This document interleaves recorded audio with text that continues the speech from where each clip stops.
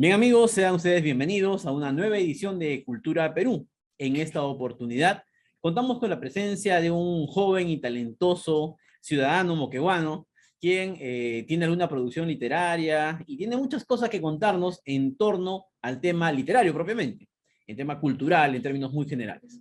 Vamos a recibir entonces a Jenner Pomacosi. Jenner, bienvenido a Cultura Perú. Muchas gracias, Milton. Saludos a todo el público también. Muy bien, Es un Jenner. gusto estar aquí. De igual manera, para nosotros también es muy grato el poder recibir aquí en nuestras pantallas a gente talentosa como tú y que además son emprendedores, ¿no? Ya ahora nuestro público se va a enterar justamente de aquello que tú haces. Cuéntanos un poco de ti, dónde naces, dónde tus estudios primarios, secundarios, estudios superiores también. Sí, bueno, yo nací en la ciudad de Puno hace ya 3 décadas, pero he vivido la mitad de mi vida en Puno y la otra mitad aquí en Moquegua. Y bueno, obviamente la primaria y la secundaria las cursé en Puno, ¿no? Ahora los estudios superiores, bueno, he estudiado Derecho, justamente, es la primera carrera, pero no la llegué a ejercer porque no era mi vocación y me dediqué más a la edición de libros, a la divulgación de historia. También tuve múltiples trabajos durante muchos años, pero al cabo de un tiempo me fui dando cuenta que mi vocación era la docencia, que quería enseñar. Y justamente vendiendo libros en los colegios, entrando a los salones, es cuando me di cuenta sobre todo de esto, ¿no? Es otra mirada. No es lo mismo cuando eres estudiante y estás en la carpeta a cuando te toca pararte al frente y hablar con los alumnos, ¿no? Y es otra mirada. Entonces fui descubriendo que eso me gustaba. Y esa es una de las razones por la que después abrí o inicié un club de lectura. Y sin embargo, no es suficiente. Y por esa razón decidí estudiar una segunda carrera después de muchos años, que es la carrera de educación, la que estoy cursando actualmente. Exactamente. Jenner, y dime, ¿dónde nace o desde hace cuánto tiempo nace tu interés por la lectura? Vamos a empezar por ti, por tu interés por la lectura. Si bien es cierto, la carrera de Derecho exige que uno lea, porque es parte de eso, como cualquier otra carrera tal vez, pero en especial la de Derecho, pero más allá de leer los libros que son propios de la carrera, que son, entre comillas, exigidos, hay un interés propio, ¿no? De poder leer. ¿Hace cuánto tú empiezas con esta afición a la lectura? Bueno, para mi suerte, mi padre tenía una biblioteca en casa y tenía allí muchos libros antiguos y yo de muy pequeño, mis primeros recuerdos son curioseando en su biblioteca, siempre mirando los libros, sobre todo aquellos que tenían ilustraciones, en blanco y negro, por supuesto, porque eran libros antiguos, Ujú. pero así era todo, ¿no? Hasta que poco a poco empecé, bueno, cuando aprendí a leer ya empecé a leer un poco más, me seguían atrayendo las ilustraciones, pero después dejé de lado las ilustraciones y me dediqué al texto. Y no sé, yo creo que ya pasados los 12 o 13 años empecé a leer seriamente. O sea, de niño leía poco, más por curiosidad, veía los libros, los hojeaba como muchos niños tal vez, pero ya después de los 13 o los 14 empecé a leer seriamente, me propuse leer libros completos y al cabo de los años fui incrementando ese gusto por leer y distintas obras, ¿no? Sobre todo literatura. Ya, muy bien. Y dentro de la literatura, puedes destacar ahora ya, adulto, joven adulto que eres, puedes destacar algunos autores o personajes de la literatura universal, de la que tú has leído, que puedan ser muy destacados para ti, que te hayan marcado de alguna manera. Sí, sí, varios. Recuerdo, por ejemplo, que cuando tenía 15 años me propuse leer las obras de Shakespeare, Mm, porque son muy famosas, ¿no? Romeo y Julieta, Hamlet, y las leí. Romeo y Julieta la disfruté y la entendí perfectamente a esa edad, pero Hamlet no. Hamlet la leí completa, pero no la terminaba de entender. mm. Y ya después, a los 18 o 19, vi una película basada en Hamlet, justamente. Y entonces, al ver actuado, representado todo el drama, cómo sufrían los personajes y los diálogos, todo más resumido, más sustancial, entonces me di cuenta de la intensidad de la obra y volví a leerla. Y esta vez sí que la disfruté totalmente y la comprendí. Es una obra bastante filosófica. Creo que toda la tragedia humana está resumida en Hamlet. Ujú. Y bueno, después pasé a otros autores, ¿no? Ya Jorge Luis Borges, por ejemplo, es el autor que más admiro en la actualidad, ¿no? Y varios autores peruanos, ¿no? Los de siempre, José María Argueda, Ciro Alegría, Julio Román ¿Algo de Rivera. Gabriel García Márquez que hayas leído? Sí, la mayoría de sus libros, Cien años de soledad, El coronel no tiene quien le escriba, también esta que se hizo tan famosa hace poco, ¿no? El amor en los tiempos del cólera. se empezó a leer otra vez por el tema de la pandemia, como si tuviera algo que ver, aunque no. Y otras obras, Crónica de una muerte anunciada, Noticias de un secuestro, etcétera, ¿no? O sea, sí, sí, Gabriel García Márquez también es un gran referente. Un gran referente tal vez en la literatura, ¿no? Y dime una cosa, ¿cómo percibes tú hoy que estamos en el año 2022, en plena era informática, ¿no? De modernidad y de todo informatizado, digitalizado? ¿Cómo ves en la juventud actual el acercamiento a la lectura? Bueno, a veces con optimismo y a veces con pesimismo, ¿no? Sobre todo pesimismo porque es verdad que ahora se lee menos, aunque entre comillas se debería leer más, bueno, porque ahora están muy pendientes de las redes sociales y todo, ¿no? Pero ahora son mucho más visuales los jóvenes, pero sí noto curiosidad por leer. No sé, yo creo que es más, son más las ganas de leer que el acto de leer en sí mismo. Eso es lo que veo en muchos jóvenes, pero tengo fe sobre todo en los más jóvenes, valga la redundancia, y no hablo de personas de 30, 25, 20, que también puede ser. Me refiero justamente a los que están en el colegio, a los que están en la primaria, porque ellos, si bien es cierto, están totalmente imbuidos en esto de las redes sociales, pero todavía se les puede encaminar, se les puede eh, cultivar el gusto de la lectura Mm. porque todavía están a tiempo. A esa edad están formando hábitos y si encuentran una obra que llega a conmoverles, como sucedió conmigo hace tantos años, entonces puede que sí, puede que en muchos casos encuentren su libro y inicien un camino de lectores, Claro. porque muchos no leen porque en el colegio se les obliga, ¿no? Lean tal obra y les dicen el Quijote, Ah, sí. o, o alguna otra obra que para ellos les resulta difícil de comprender, ¿no?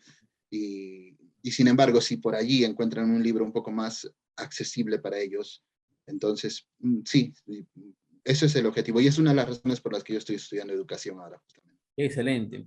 Revisando un poco tu fanpage, encuentro esta imagen que me pareció impresionante, ¿no? Aquí el comparar un poco los libros con las puertas, porque de alguna manera pues abren, ¿no? Abren o sea, son el paso de un mundo hacia otro mundo, ¿no? Cuéntanos un poco, ¿qué te inspira, qué te lleva esta imagen? Sí, justamente es una de las imágenes que compartimos en la página de Facebook del Club de Lectura Carpe Diem y el objetivo es, o la intención que se intenta comunicar es la que mencionaba, ¿no? La que mencionas, Milton, porque cada libro es una puerta en realidad, ¿no? Una puerta a otro mundo. Y si nosotros lo pensamos bien, cada libro que quizá los tenemos ahí guardados en casa, los abres y tienes allí un mundo, una historia por descubrir, ¿no? A veces es mucho más apasionante que una serie de Netflix. Lo que pasa es que la serie de Netflix la tenemos inmediata y totalmente visual y deja poco a la imaginación. La ventaja del libro es que deja muchísimo a la imaginación y nosotros podemos darle rostro a los personajes. O sea, el rostro no viene allí como en la televisión, sino somos nosotros quienes le damos rostro a los personajes. Eso es algo muy bonito. Yo les pido que, bueno, los que ya leen continuamente saben a lo que me refiero, pero quienes aún no tienen ese hábito, les pido que hagan esa prueba, lean un cuento, una novela y traten de imaginar al personaje. Y después busquen si hay una película o una serie basada en ese libro y se van a dar cuenta si coincidieron, si se aproximaron al actor que después se le asignó, que no necesariamente es que unos tenían razón y otros no, sino cada uno interpreta la obra a su manera, ¿no? A veces relacionas el personaje con alguien que conoces. Eso también es algo que suele pasarnos cuando leemos y no cuando miramos imágenes. Claro. Digamos que en una película hollywoodense, por decirlo así, ya la imaginación está desarrollada por el autor de esa obra, ¿no es cierto? En el caso de una lectura, pues tu imaginación es la que entra a trabajar allí, ¿no? Entonces, hay un desarrollo Exacto. lógico mental muy importante, ¿no? Que, por ejemplo, yo te cuento algo muy importante con la película 300. ¿No? Que bueno, relata aquella hecho histórico de la batalla de las Termópilas con el gran Leónidas, ¿no? Y hay la obra llamada Las Puertas de Fuego, por ejemplo, ¿no? Entonces, leer Las Puertas de Fuego es una cosa, pero así impresionante, ¿ya? Versus lo que se ha podido ver en la película. O sea, realmente es como tú dices, ¿no? Es un complemento finalmente, pero la recomendación es muy importante. Primero leerlo y luego verlo en la película te ayuda muchísimo, ¿no? Así es. Y lo mismo se puede aplicar con una obra que también comentamos en el club de lectura, que es Guerra Mundial Z, el género de zombies que de repente está denostado para algunos círculos académicos, pero yo les recomiendo esa novela, es espectacular. O sea, efectivamente es una guerra mundial. Se hizo una película después con Brad Pitt, pero absolutamente nada que ver con el libro. O sea, la película es como un pequeño capítulo mal resumido de ese inmenso libro, porque abarca todo el mundo, todos los continentes. Es impresionante y muy bien narrado. Y hay conceptos filosóficos, históricos, políticos, hay de todo. Entonces, esa novela Guerra Mundial Z es súper recomendable. Me está picando la curiosidad. No, yo no le da importancia a este tipo de obras, de cuento, pero vamos a incluirla entonces, vamos a incluirla. Sí, Este, porque disculpa un momento, es una de las obras que uno no leería. Yo tampoco la habría leído de entrada, pero en el club de lectura algún integrante lo sugirió, dijo, ¿qué tal Guerra Mundial Z? ¿No? A ver, películas basadas en libros o libros que tienen una película, ya, sugirieron esta. Ganó por votación, porque así es como elegimos obras en el club de lectura. Y entonces me tocó leer el libro, lo empecé con escepticismo, pero después me quedé asombrado. Y es uno de los mejores libros que he leído hasta ahora. sí, muy bien, te tomaremos la palabra entonces, vamos a leerlo ahora. Bueno, háblanos un poco más de este club de lectura. Aquí tenemos una imagen donde están ustedes compartiendo. Cuéntanos cómo inicia este club de lectura. Sí, esta imagen es reciente, justamente de la Navidad de 2021. El club de lectura cumplió 3 años hace pocos meses y ya en el 2022 cumpliremos 4 años, ¿no? El club de lectura comenzó en el mes de noviembre del año 2018. Surgió justamente con la intención de juntar a personas que les gusta leer, que seguramente están dispersas, siguen dispersas. Entonces, con un amigo que es escritor en Moquegua, Vicente Ceballos Catacora, y con otras jovencitas y jovencitos que yo conocía de actividades culturales que se organizaban, pues les invitamos, ¿no? Nos reunimos en casa de este amigo escritor y así comenzó todo. Y luego vinieron otras reuniones y a veces asistía menos gente, a veces un poco más de gente, pero logramos mantenernos en el tiempo. De las reuniones presenciales pasamos a las virtuales y seguimos así hasta ahora, pero últimamente ya tratamos de intercalar, ¿no? Una vez al mes una reunión presencial, siempre sin exponer a los integrantes, ¿no? Ya, pero cuéntanos un poco más el detalle. O sea, es un club de lectura, se reúnen todos para leer una misma obra, todos, todo el grupo, ¿correcto? Y luego lo leen en voz alta para todos, cada quien lo lee en su lado. Cuéntanos un poquito ese detalle. Sí, primero se elige un libro por votación y en el transcurso de una semana cada uno lo va leyendo en su casa, en Allá. sus horarios, y ya el sábado, que es la siguiente reunión, lo que hacemos es justamente analizarlo, ¿no? Primero leer por allí en las primeras páginas o algún capítulo que nos impactó, Allá. eso lo leemos en grupo, nos turnamos, solamente unas páginas, ¿no? Porque ya el resto lo han leído cada uno por su cuenta. Y entonces comenzamos con unas preguntas, ¿no? Hacemos un análisis. Leemos también una sinopsis, una reseña de la biografía del autor y procedemos a analizar el libro, ¿no? Se hacen preguntas como, por ejemplo, ¿cómo defines este libro en una palabra o un concepto general? También, ¿cuál es tu personaje favorito? O cuáles son los temas que más te llamaron la atención, tu escena favorita, una frase que te haya gustado, qué calificación le pones a la obra del 1 al 10, etcétera, ¿no? Tratamos de hacerlo de forma lúdica para que no parezca una clase de literatura, un examen o una clase así en la que uno tiene que apuntar las lecciones o se puede aburrir. No, nada que ver. Somos un grupo de amigos que nos reunimos a hablar de algo que nos gusta, así como quien comenta una película o una canción de su preferencia. Qué bonito, suena interesante, ¿ah? Suena interesante realmente. ¿Sabes tú de la existencia de otros clubes de lectura en otras ciudades, tal vez? ¿O en el mismo Moquegua? En Moquegua no, hasta donde sé no. Creo que sí en los colegios a veces se organizan, pero no sé si eso también se pueda considerar del mismo modo, porque, por ejemplo, en Rafael Díaz o en Robert Gañé, aquí en Moquegua, sí algunos profesores organizaban clubes de lecturas en sus instituciones, pero seguían circunscritos a la institución educativa, ¿verdad? No se salía de allí. Y además los alumnos, si participan, normalmente lo hacen por una calificación del docente. Sí. Pero sigue siendo una intención loable y se aplaude definitivamente. Pero un club de lectura en general es un espacio abierto donde cualquier persona a la que le gusta la lectura puede unirse, independientemente de dónde estudia, dónde trabaja, etcétera, y donde justamente se analizan obras de una manera más lúdica, pero no por eso menos profunda, ¿no? Claro. Y ahora, en Moquegua, como te decía, no conozco, pero sé que en otras ciudades, por ejemplo en Arequipa sí hay, Y en Lima, por supuesto, hay bastantes, ¿no? La idea de formar el club de lectura justamente me llegó cuando viajé a una feria del libro a la ciudad de Lima en el 2018, y entonces hablaron que había clubes de lectura, etcétera, ¿no?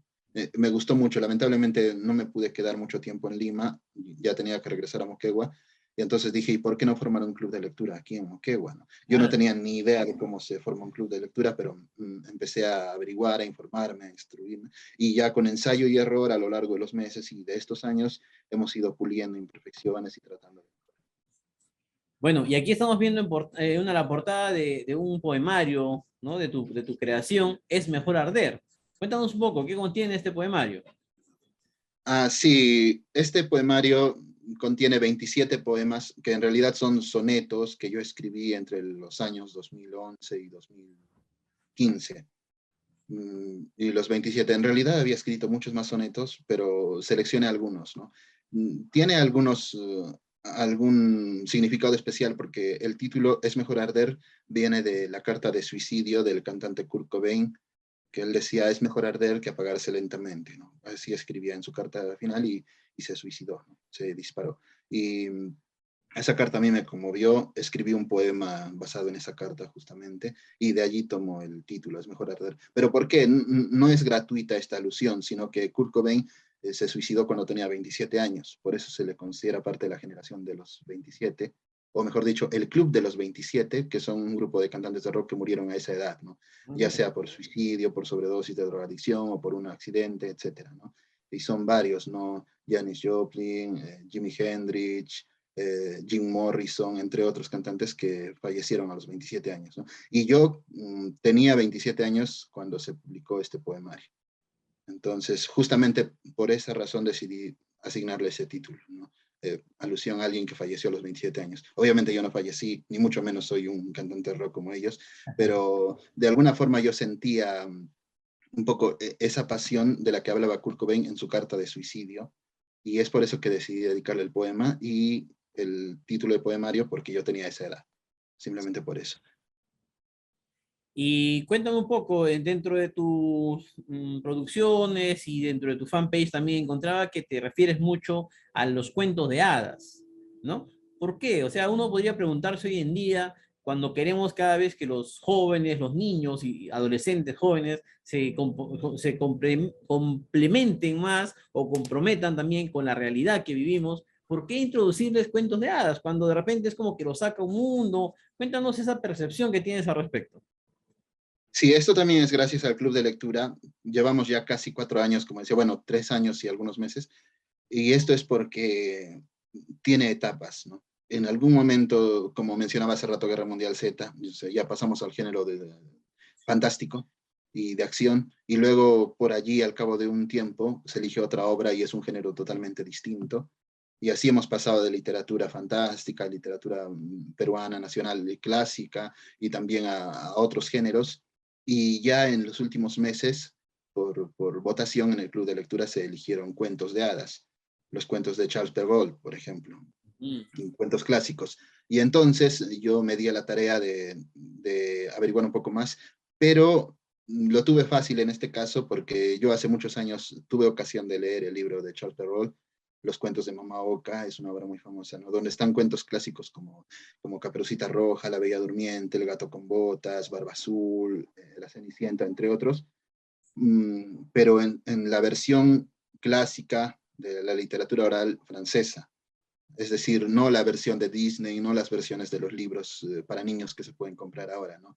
Por ejemplo, en el cuento, en la versión original de Charles Perrault, la Caperucita muere al final, o sea, el lobo se la come y allí termina el cuento.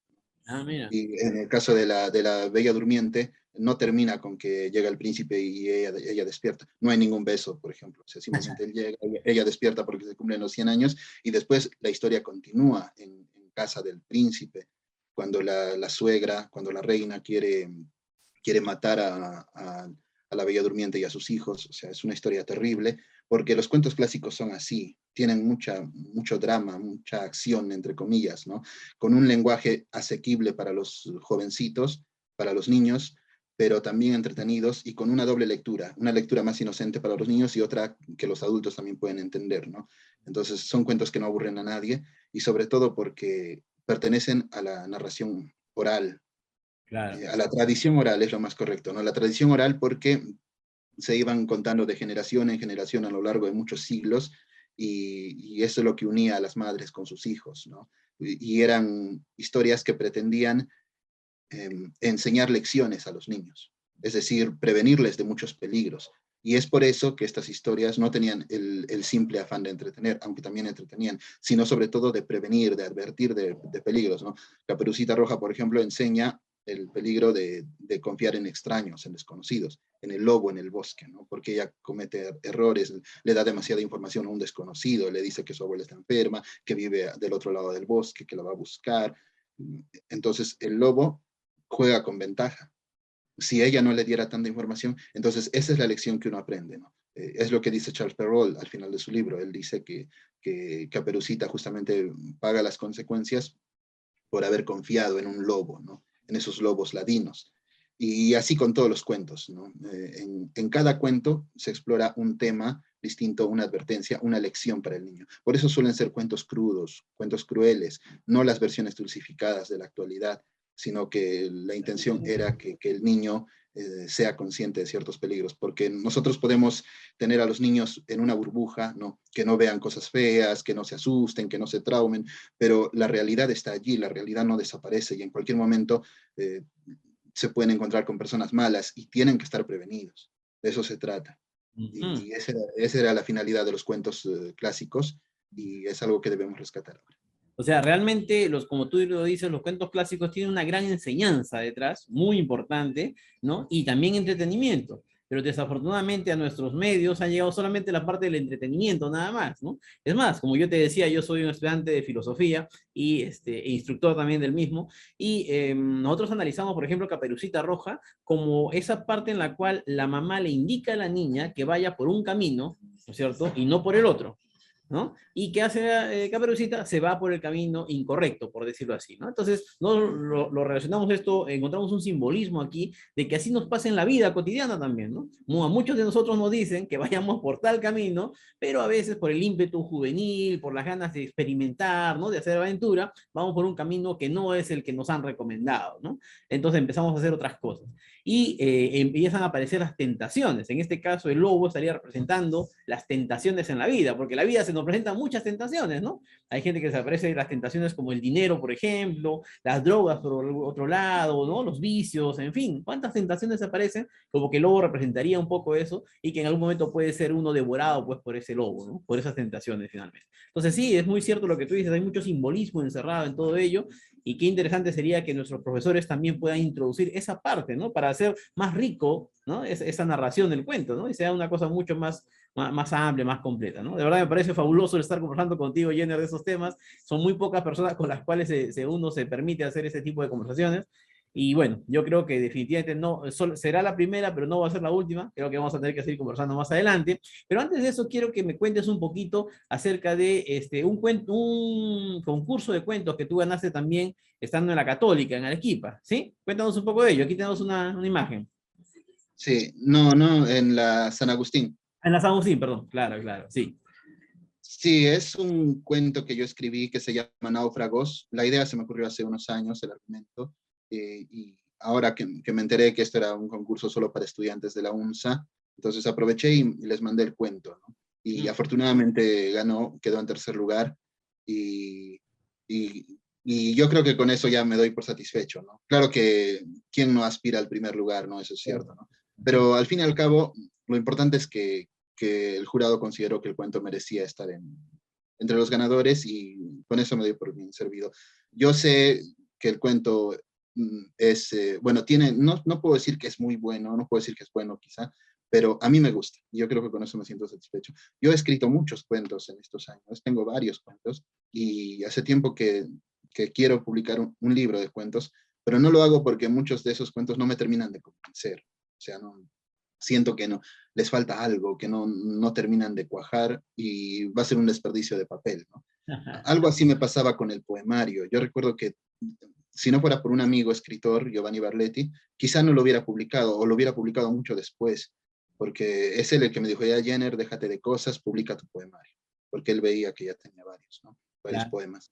Y entonces ya me animé, justamente motivado por él. Y ahora con lo de los cuentos, él me dijo lo mismo, pero con los cuentos es quizá un poco más difícil porque siempre los estoy reescribiendo. Ese es el problema. En el caso del cuento que ganó este concurso, bueno, que quedó en tercer lugar, se titula Náufragos y justamente si alguien desea leerlo, lo puse también allí, puse el link de Drive en el muro de Facebook.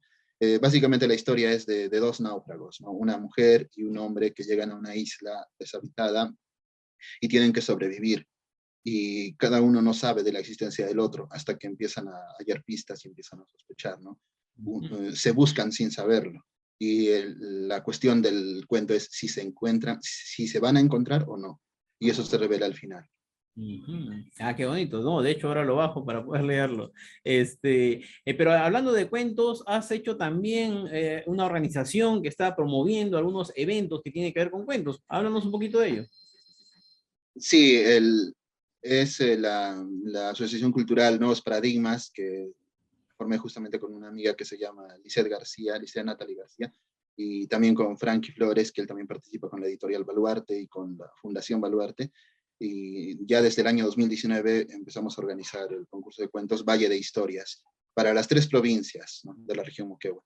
Y todo el mundo puede participar. El concurso se da en 2 categorías. Una es para estudiantes, o sea, solo estudiantes de secundaria, y otra es para público en general, sin límite de edad. Pero Ujú. claro, si participan en una, no pueden participar en otra. Entonces, el objetivo es fomentar la creación literaria y con esto también la lectura, porque si tú quieres escribir bien, tienes que leer mucho. Bien. Y en el 2019 hicimos el primer concurso, en el 2020 no pudimos por la pandemia, pero ya el año pasado, 2021, logramos hacer el segundo concurso y ahora en el 2022 esperamos hacer el tercer concurso. Estamos satisfechos porque a pesar de ciertas limitaciones logísticas y de publicidad que pudimos tener en su momento, sí ha habido participantes, ha habido concursantes y hay calidad literaria. O sea, por esa parte, en ese sentido, estamos satisfechos porque hay calidad literaria. Yo me permito decir que probablemente si mi cuento no hubiera participado en el concurso de la UNSA, sino en este concurso que yo organizaba, cosa que no podría hacer porque soy organizador, ¿no? Pero Claro. suponiendo que fuera otro y enviar ese cuento, yo supongo que quizá ni siquiera hubiera ganado, porque la calidad de los cuentos que se han enviado aquí son muy altas. O sea, hay cuentos muy buenos, hay cuentos que me dejan asombrado, definitivamente. Y bueno, y todo esto hay que darlo a conocer, pues no justamente la comunidad se debe enterar de este tipo de eventos, así que desde ya te digo que las pantallas de Cultura Perú a disposición tuya, a disposición de tu organización también, para dar a conocer, para convocar, para dar a conocer los ganadores y no sé, para todo aquello que consideres prudente, porque ese es el objetivo de Cultura Perú, justamente, dar a conocer la cultura de nuestro pueblo y qué bien que personas como tú, como tus amigos, a los que han mencionado, dentro de los cuales está Giovanni Barletti, a quien la próxima entrevista es con él, además, te cuento, eh, están desarrollando este tipo de actividades. De verdad que me parece fabuloso, te felicito tremendamente, te agradezco a nombre de la juventud, de la región, del país, la sociedad en general, el que te puedas dedicar a ese tipo de actividades y puedas incentivar, para empezar la lectura, continuando con la escritura también, escribir, la producción literaria, que también es importantísimo. Habrá cuántos jóvenes hoy en día que tienen capacidad para escribir y sin embargo por una falta de difusión a veces, por falta de interés, no sé, no lo hacen, ¿no? Y cuántos talentos se pueden estar perdiendo por ahí.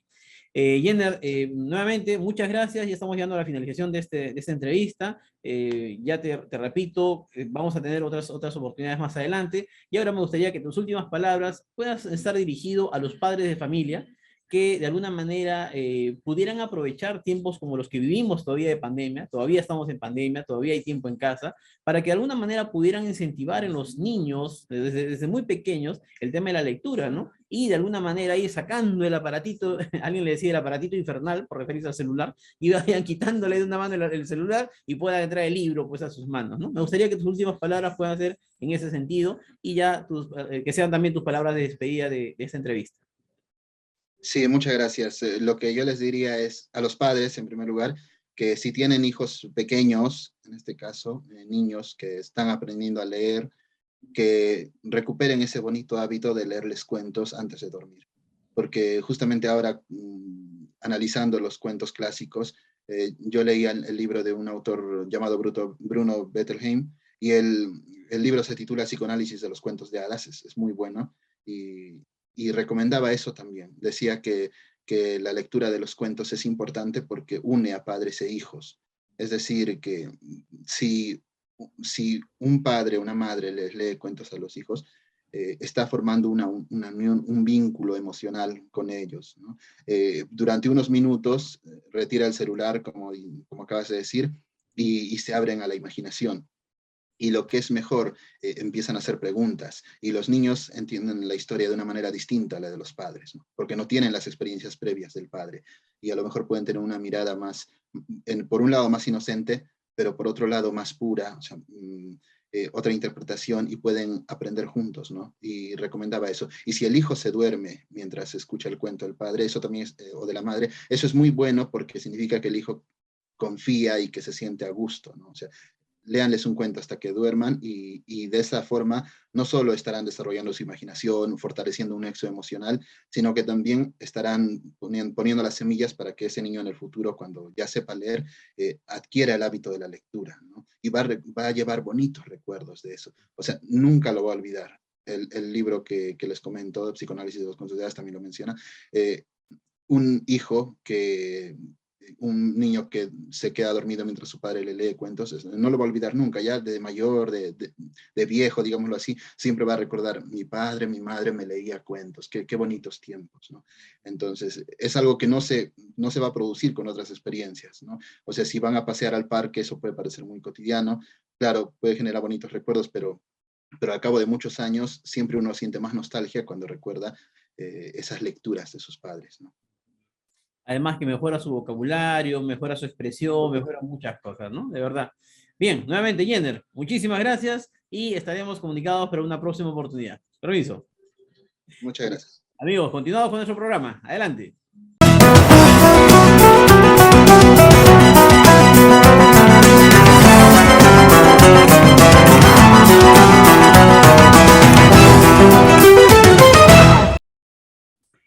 Bien amigos, continuando con nuestro programa, tenemos ahora la presencia de otro joven talento de nuestra región. Nos referimos a Giovanni Barletti. Giovanni, bienvenido a Cultura Perú. Gracias, Milton, por la invitación. Se saluda la iniciativa de programas que tienen el tenor del tuyo.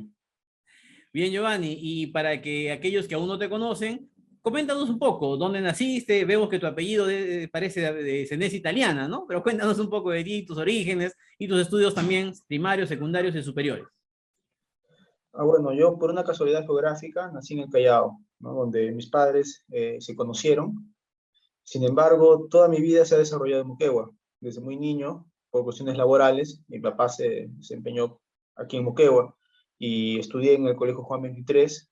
La universidad la llevé a cabo en Arequipa, Universidad Católica, donde estudié Derecho. Yo soy abogado actualmente, y también pude cursar unos estudios de literatura en la UNSA, ¿no? Sin embargo, no lo culminé por distintas razones. Hmm. Y sin embargo, tienes un gran talento en el tema de la producción literaria, ¿no? Cuéntanos un poco cómo surge esto. Bueno, la literatura lo busco a uno, creo.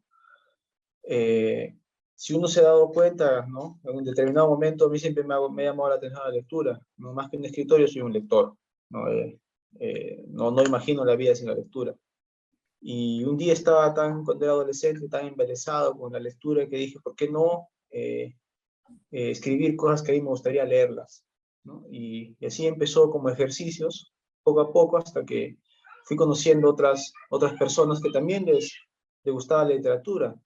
Yo, como moqueguano, desgraciadamente en ese tiempo, estamos hablando de 2006, 2007, no conocía a ningún escritor. Así que querer ser escritor era lo mismo como querer ser astronauta, ¿no? Si no conocía a ninguno. Y felizmente que en mi periplo arequipeño llegué a conocer a bastantes escritores que siguen siendo mis amigos, y en ese intercambio, ¿no? de conocimientos, de experiencias, siempre fueron fructíferas, ¿no? Aparte que me ayudaron a publicar mis primeros libros, ¿no? Presentándome a los editores, conociendo el circuito de la literatura independiente, ¿no? En una ciudad como Arequipa. ¿Y cuál fue tu primera producción? ¿Hacia dónde te enfocaste? ¿Cuál fue el foco de tu atención? ¿Dónde se centraba? Bueno, en la Escuela de Derecho de la Católica yo conocí a Juan Carlos Narvarte. Juan Carlos Narvarte actualmente es escritor también de narrativa breve, tiene una novela, y fue una casualidad bien interesante. Él es un hombre muy inteligente, gran narrador, y entre los dos empezamos a leer mucho y a escribir mucho. O sea, las clases de derecho las pasábamos pensando en literatura, al punto que se nos ocurrió la idea de publicar un libro a cuatro manos, que estos días estaba rebuscando entre mis cosas y lo encontré y acá lo tengo. Es un libro que hicimos con fotocopias, que titula Los niños buenos no ganan, ¿no? Y el autor es José María Romaña. Utilizamos un nombre inventado que nos representara a los dos. Y es un pequeño libro de cuentos donde los personajes se estriban entre un extremo bonachones, a tal punto que pueden abusarlos de los demás de ellos, especialmente las mujeres, ¿no? Mm. Pero mi primera publicación ya mía, completamente, es el libro el que no corre vuela, que salió en el 2009 con la editorial Dragostea. ¿Y de qué trata más o menos? Cuéntanos un poco la trama del que no corre vuela. Bueno, cuando me preguntan a mí yo qué escribo, si escribo novelas, cuentos, yo nunca es ninguna de las dos. Yo no escribo cuentos, yo escribo libros de cuentos. A mí me gusta que los cuentos interactúen entre sí, ya sea con vasos comunicantes, con el mismo personaje, ¿no? El mismo personaje que lo voy repitiendo, y la idea es que sea una unidad, ¿no? Que pueda al final ser también una novela, ¿no? Yo leí un libro de Sherwood Anderson, Wilbur, Ohio, que es eso, ¿no? El mismo Dublineses de Joyce es un libro de cuentos donde el mismo personaje aparece en todos los cuentos, ¿no? Entonces se convierte en una especie de novela, ¿no? Eso también trato de hacer yo. En el que no corre vuela, los personajes están aprendiendo, ¿no? Aprendiendo a conocer distintas cosas de la vida como el amor, ¿no? Están muy disfrazados, hay caretas, son personajes que yo soy una persona muy dedicada al ensueño, ¿no? Me puedo distraer rápidamente por pensar cosas de la ficción, ¿no? Entonces son personajes muy distraídos, ¿no? Que pueden ser bonachones. De eso más o menos trata. Ujú. Digamos que un escritor como tú combinas las experiencias personales, experiencias propias, ya sea vividas o vistas tal vez, ¿no? Con un poco de ficción también, ¿no? Claro, ¿no? La realidad es el punto de partida para la ficción. En mis primeros dos libros, trataba de ficcionar bastante, ¿no? Hacer cosas completamente ajenas a mí, hasta que me di cuenta que la persona que más conocía era yo. Eh, Tenía 25 años y empecé a escribir La Casa Amarilla, que es quizá mi libro más difundido. Tiene 3 ediciones a la fecha. Y con La Casa Amarilla, a esa edad, yo me di cuenta que estaba completamente devastado, ¿no? Supuestamente cuando tenía 16, 17, era un gran prospecto. O sea, yo era bueno en el deporte, en el ciclismo, que hasta ahora practico, pero en esa época entrenaba con gente muy fuerte hasta quizá podía tentar a ser profesional. Al mismo tiempo y me iba muy bien en mis estudios. Y dije, ¿qué pasó? ¿Por qué a los 25 estoy así? Y traté de hacer un ejercicio introspectivo para llegar a la conclusión de qué era lo que había sucedido. Y me di cuenta que la naturaleza creativa siempre viene pegada a una especie de naturaleza demoníaca, ¿no? La literatura como que nos va devastando, nos va quitando poco a poco hasta que no queda nada. Y en este ejercicio introspectivo salió La Casa Amarilla, ¿no? Que es un libro que explora desde mi niñez, ¿no? Porque me di cuenta que todos los hechos de mi vida importantes han determinado que llegue a estar tan desasosegado en ese momento de mi vida, ¿no? Y empecé a escribir sobre mí. Yo no soy una persona que tenga una vida demasiado interesante, creo yo, ¿no? Pero eh, me gusta pensar, como dice Sábato, en Abadón el Exterminador, que las penas de los hombres son las mismas, ¿no? Si yo describo la pena de un amor adolescente, digamos, quizá pueda servir para hallar el alivio, él lo dice, ¿no? De una madre vietnamita que perdió a su hijo. Los seres humanos somos los mismos, ¿no? Entonces, si yo pudiera hurgar dentro de mí y entender qué es lo que sucede, que eso pueda servir para ayudar a otras personas, ¿no? Para descubrir y avanzar un poco más sobre qué es el alma humana, que al fin de cuentas ese es el fin del arte, creo yo. O sea, los sentimientos son similares, ¿no? Las emociones son similares, lo que cambia serán las circunstancias tal vez, ¿no? Pero en el Claro, fondo podemos encontrar que hay un interés de dejar un mensaje, ¿sí? Un mensaje, una huella para aquellos que vienen después, ¿sí? ¿De eso se trata? claro, por supuesto, ¿no? Yo creo que es entender el alma humana. Yo creo que en la literatura no hay que inventar tanto. A mí no me gusta leer ciencia ficción. Yo creo que en la realidad, en las pequeñas desgracias que vemos a diario o en las grandes alegrías, o una pequeña alegría que para alguien es el mundo entero, ahí está la condición humana, cuando se desnuda. Si un escritor logra captar ese momento, está haciendo avanzar la literatura. Puede ser toda una vida para lograr un solo momento, ¿no? ¿Quién lo sabe? Si bien es cierto, has escrito estos libros que tú mencionas, pero también has hecho poesía. Hay un concurso de poesía que ganaste, me parece, en la Católica. Ah, bueno, sí, hace ya tantos años, ¿no? Yo casi ni lo considero. Bueno, es que la poesía es la madre. Todas las ramas de literatura, ya sea la novela, el cuento, tienen un fin común, que es la poesía, ¿no? Si yo hago una gran novela, me acerqué a la poesía. Si hago un gran cuento, me acerqué a la poesía. Entonces, los narradores que dicen que no leen poesía, ¿no? Los que se creen los duros, yo creo que no, porque la poesía es acá la madre. Yo soy un ávido lector de poesía, ¿no? Ha habido tiempos donde no leía nada de narrativa, pero sin embargo siempre puedo escribir cuentos, ¿no? Ahora, escribir poesía para publicarla es algo a lo que no me atrevería todavía. La poesía sigue siendo algo íntimo, ¿no? Algo que yo me lo guardo y que no me gustaría poder que lo lean, ¿no? Y hay una obra que también ha sonado mucho, como de parte de tu producción, que es el catálogo de personajes miserables. Cuéntanos, ¿de qué trata? ¿Cómo se puede entender esta obra? Bueno, ese es como te contaba antes, un libro de cuentos. Es un artefacto, un juego.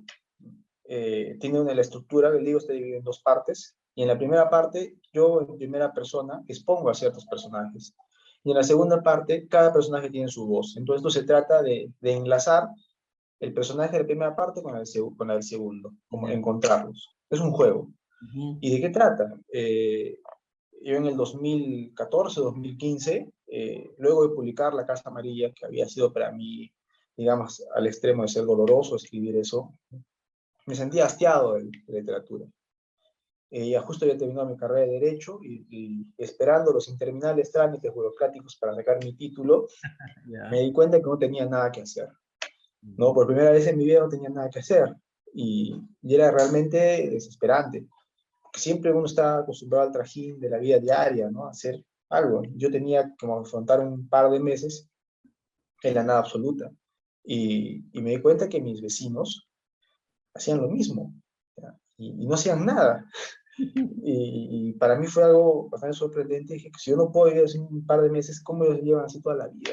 Si me los encontraba, digamos, a las 9 de la mañana en la tienda, como a las 3 de la tarde, o lo vi en la calle, siempre haciendo nada.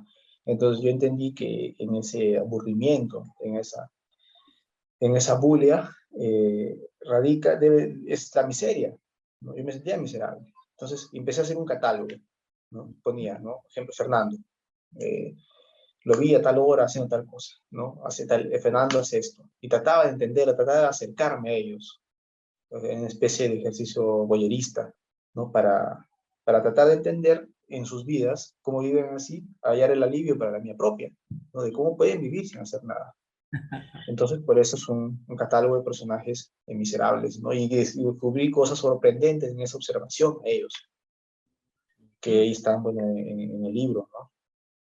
Claro, y digamos que, a ver, si yo veo el título solamente, catálogo de personajes miserables, de repente podría hacerme la idea de algunos personajes públicos, de repente, no sé, pues expresidentes, políticos. No, son personas completamente anónimas que Ya. pasan desapercibidas para los ojos comunes, ¿no? Ah, Pero para alguien que está observándolas, tienen vidas, digamos, sorprendentes, ¿no? claro. y que de repente se repiten en diferentes ciudades, en diferentes circunstancias, en diferentes lugares, ¿no? Me imagino que sí. Claro, por supuesto, ¿y cuántas personas se quieren vivir como ellos? Claro. Giovanni, y dime una cosa, en el momento coyuntural que te ha tocado vivir, ¿podemos decir que es fácil escribir?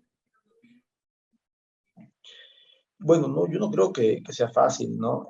Como dice Hemingway, y lo mismo que yo le digo a mis alumnos, porque he desarrollado unos talleres de escritura, lo primero que les digo es que mejor no escriban, que se dediquen a algo más productivo, porque la literatura lo va a tragar y luego lo va a escupir cuando no quede nada de ellos, ¿no? Así que es el momento para retirarse y hacer otra cosa. Hemingway lo dice, escribir es una cosa, escribir bien es la cosa más difícil del mundo. Es algo a lo que nunca nadie probablemente lo va a hacer. ¿No? Borges quizá lo hacía, ¿no? Hay gente que podía hacerlo, pero es terrible. Eh, Aparte que en nuestra ciudad, ¿no? Moquegua, en nuestro país, la literatura es un ejercicio de pocos, ¿no? Y los circuitos literarios también son pocos. Ujú. O sea, puedes escribir, pero ahora publicar, difundir tu obra, eso es lo más difícil, ¿no? Mm. Y en cuanto a la cantidad de escritores con los cuales tú has podido contactarte de repente, ¿crees que hay una corriente de producción literaria en nuestra región? ¿Crees que es algo que va creciendo? ¿Cómo lo ves actualmente?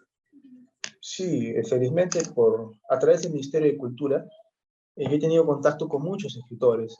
Es más, creo que conozco casi a todos los escritores de Moquegua. Tengo buena relación con todos, felizmente. Y en 2021, 2020, pese a la pandemia, se han publicado bastantes libros. Nosotros hicimos una exposición, Literatura versus Pandemia, se llamó. Qué bonito. Lo hicimos en noviembre y pues, expusimos todos los libros publicados. Y hay libros interesantes que se han publicado, tienes más de 20 títulos. En Moquegua, en nuestra región, no se publica tanto. Al año no llegamos a los 10 libros, ¿no? Pero durante el estado de emergencia teníamos 21 libros, más o menos. Mm. Esperemos que este 2022 nos sorprenda de buena manera. Yo te cuento que en mis clases yo soy instructor del curso de filosofía y comentaba, ¿no? Trataba de sacar lo positivo de la pandemia, ¿no? Porque todo lo negativo todo el mundo lo sabe y lo comenta, pero debe haber cosas positivas como en todo, ¿no? Y una de las cosas positivas en este caso puede ser mencionar lo que tú dices, ¿no? El hecho de que más personas han podido escribir, se han podido encerrar un poco más tiempo, ¿no? Y producir más, ¿no? Y también más gente ha podido leer, supongo, ¿no? ¿También tienes alguna idea al respecto? ¿Hay gente que ha leído más en pandemia? Yo creo que sí, pero lo más importante es que la gente ha consumido más ficción, ¿no? Vargas Llosa dice que la mejor ficción del mundo se encuentra actualmente en las series, y probablemente, ¿no? La idea es que nos perdamos dentro de la ficción, ¿no? Que entendamos que nuestro universo, nuestro mundo es pequeño, ¿no? Podemos vivir más mientras leemos más, ¿no? Y vamos a ser, donde estamos, más completos, ¿no? Y la ficción a través de las series también es interesante, ¿no? Pero claro que no hay como leer un libro, ¿no? Claro, y esto destacábamos ahora con nuestro anterior entrevistado, el hecho de quitarle a un niño, por ejemplo, un celular y ponerle un libro en sus manos, ¿no? Poco a poco tendría que ser alguna tarea muy importante de parte de los padres para poder ir generando eso, ¿no? Mayor imaginación, mayor creatividad, mayor vocabulario, en fin, todos aquellos beneficios que trae la lectura, ¿no? Y dime, en tu labor, ¿tú has podido encontrar eso? ¿Has podido encontrar un grupo interesante de jóvenes que les guste la lectura, que quieran compartir esto? ¿Crees que eso va en aumento? ¿Cómo sientes el panorama de lectura actualmente? Sí, pucha, me junto más con ellos, ¿no? Con las personas que tratan de hacer arte. Comparto con ellos todo el tiempo. Por eso, es más, tengo esa suerte, ¿no? Que me junto más con ellos que con personas que no hacen cultura. Por Ah, eso, viviendo dentro de esa burbuja, digamos, quizás no sería más adecuado para opinar, pero sí hay personas, bastantes personas que les interesa no solo la literatura, también la pintura o la música, ¿no? qué bueno escuchar eso realmente. Giovanni, ¿qué puede esperar la región Moquegua, el Perú, el mundo? ¿Qué puede esperar ahora en los próximos tiempos de Giovanni Barletti? Bueno, actualmente, bueno, en el 2021 se publicó este libro, ¿no? Aquel puerto donde llegan los mares, que es la primera antología que se hace en literatura de hilo. Yo tuve la oportunidad de participar como compilador, ¿no? fue interesante, porque Hilo cumple 50 años, ¿no? Entonces se nos ocurrió la idea de publicar una antología literaria, que nunca había habido en Hilo. Ujú. Y fue para mí muy grato ir encontrando a los escritores, ¿no? Escritores que yo no conocía, a la gran mayoría, ir ubicando, ¿no? Pero uno por uno, en sus casas, pedirle sus textos. Ricardo Gamarra siempre me dio un manojo de textos escritos con lápiz y me dijo que era lo último que había escrito y que no iba a escribir más. Tiene más de 90 años, ¿no? Y confió tanto en mí que me dio el único manuscrito que tenía, ¿no? Y así, fui buscando a todos y se publicó esa antología, ¿no? En lo que estoy trabajando actualmente, aparte de mis propios libros, cuando yo era más joven, tenía un frenesí imparable por publicar, ¿no? He publicado de mi autoría, he publicado 5 libros, ¿no? Y yo creo que ha frenado eso. Yo tengo libros por publicar míos, pero mi interés actual está en publicar la primera antología del cuento moqueguano. Quiero incluir escritores de las 3 provincias, ¿no? De Mariscal Nieto, de Sánchez Cerro y de Hilo, en un solo libro, hacer la primera antología del cuento moqueguano. Ya los tengo, los autores seleccionados, ¿no? Tengo los textos, ¿no? Pero a lo que iba antes, ¿no?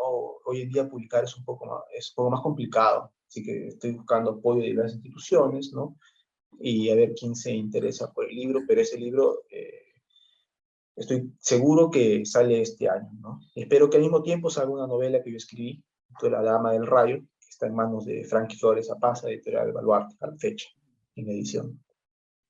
Qué interesante, a través de este programa que yo llevo, que es Cultura Perú, en el cual ya llevamos un año, un poquito más de un año, me ha permitido pues contactarme con gente como tú, como Frankie, como el otro amigo que te mencionaba, en el cual voy conociendo un poco más, ¿no? A la parte de escritores, la parte literaria, también a la parte de artistas, cantantes, ¿no? Compositores. Entonces, creo yo que para todos aquellos seguidores de Cultura Perú que nos ven cada semana, puedan darse cuenta de que hay mucho material aquí, ¿no? Hay mucho material para poder desarrollar, para poder consultar, para poder ver, para poder aprender también. Y vamos a tratar de, en lo posible, de acercarnos más a todos estos círculos de artistas, de gente talentosa de verdad, y que tiene la posibilidad pues de hacer publicaciones tan importantes como las que tú vienes haciendo, ¿no? En todo sentido, en todo caso, me permito felicitarte por la labor que tú haces, ahora trabajando desde el Ministerio de Cultura, entiendo, también, ¿no? Incentivando y contribuyendo al desarrollo, ya no solamente tuyo, sino también de otros artistas, y te pido pues de que no dejes de escribir, ¿no? Que sigas publicando, que sigas escribiendo. Creo que siempre un libro va a llegar a las manos de un joven, de una persona, y va a caerle tal vez en el momento más importante de su vida, y puede cambiar su vida de repente, ¿no? Entonces, en la medida que eso sea posible, te pido que sigas adelante. Y bueno, y ahora llegando a la finalización de esta entrevista, te pido por favor tus últimas palabras, pero en el sentido de orientar hacia aquellos jóvenes que tienen la posibilidad de escribir, que tienen la posibilidad de escribir y que no se atreven. ¿Cómo motivarlos e incentivarlos para que sacan adelante una producción literaria?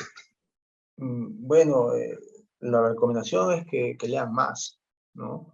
Leer siempre va a ser un ejercicio sorprendente, ¿no? Leer todos los días, leer todo el día si pueden, ¿no? Eso es la mejor herramienta que van a tener para proyectarse de lleno en la escritura después, ¿no? Justo yo estoy lanzando un taller, mi taller se llama Clínica de Textos Literarios, ¿no? En ese taller que vamos a lanzar la convocatoria, espero que la pueda compartir, precisamente vamos a hacer eso, ¿no? A las personas que escriben, les vamos a ayudar, darles las ideas necesarias. Por ejemplo, si tienen un libro y se le ha quedado parado a la mitad por diferentes motivos, vamos a darle ideas, ¿no? Ya sea formales, corrección, para que puedan terminar sus libros, ¿no? Y ese sería, bueno, el consejo, ¿no? Leer más y vivir también más, ¿no? Porque de dónde, pues, no salen las historias. Así es. Muy bien, Giovanni. Definitivamente las pantallas de Cultura Perú a disposición tuya para poder hacer las convocatorias que requieras, para compartir algunas publicaciones también que puedan salir adelante. Aquí estamos para poder apoyarlos. Y creo que la cultura es eso, ¿no? La cultura debe unir a las personas más bien. Entonces, estamos para eso. Gracias nuevamente y nos veremos en Gracias, una próxima Milton. oportunidad. Hasta la próxima. Nosotros Hasta también luego. continuamos con nuestro programa. Adelante.